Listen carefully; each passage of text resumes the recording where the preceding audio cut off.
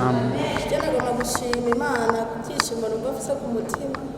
bavuze ati wizeye ijambo umuhanuzi avuze rishobora kubaho. Jewe narabaye ngaho nagwara imyaka myinshi cyane ntanga amahera menshi nifuza biranka guhera. Niho numva ko umuntu umuhanuzi avuze ati fata ahubwo ari navyumvise ku radio numva byose imisonga yose arayimfise numva byose birarangiye. Niho aratanga inomero numva aravuze ati genda aha nakabatonda ari gatoki je ndafata inomero ndagenda kuzo nomero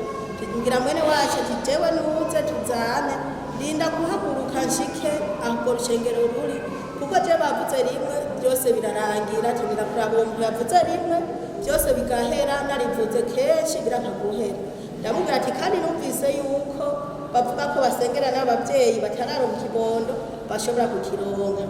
Turazana aramperekeza baravuze ati kuma ngaho we ntiwoshobora kuhamenya utamenyera igisagara. Jewe umukama wenyene aranzana kandi twarazimiye cyane turazimira turagera muri ville baratwereka aho dufata imodoka tuze turateba twasice muri ville saa 3 ariko twageze kubona urushengero ari sahino bisanga ko bashinga intara ubwo mwene wacu turazanana baramwatira ko nyene nkuko bavuga ati uzoronka imbanyi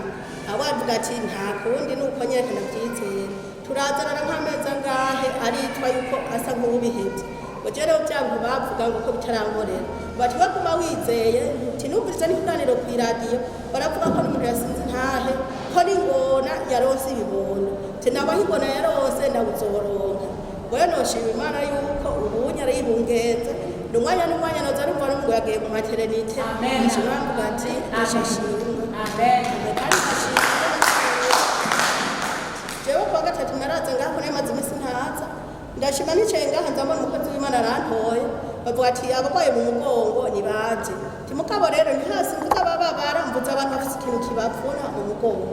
abana rero mfise ikintu kivuna mu mugongo rimwe na rimwe nkaca niyicara kandi ndashima nuko avuze ibintu byambayeko haraza hari ku munsi wa Mungu haba ikintu kunzu kiguyeko ubwenge bwose buragenda basenga baraza barasenga ariko je ubwenge bwose burahera nageze gutora kenge isanga ubutamuna babuguse mu nzosi ariko ndacu ubwenge nsanga yamahera aho nasize nsanga yose yagiye